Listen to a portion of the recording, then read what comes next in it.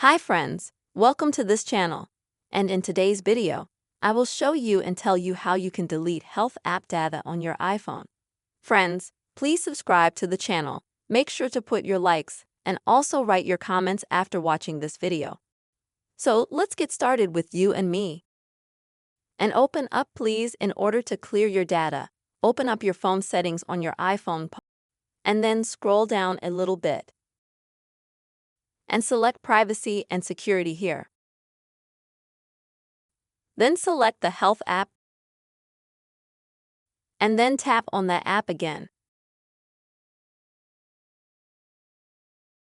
And here you will be able to see the Delete All Data from Health feature.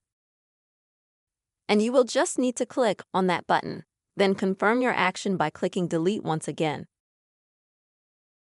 So friends, you will be able to delete all the data that you had in the Health app on your iPhone.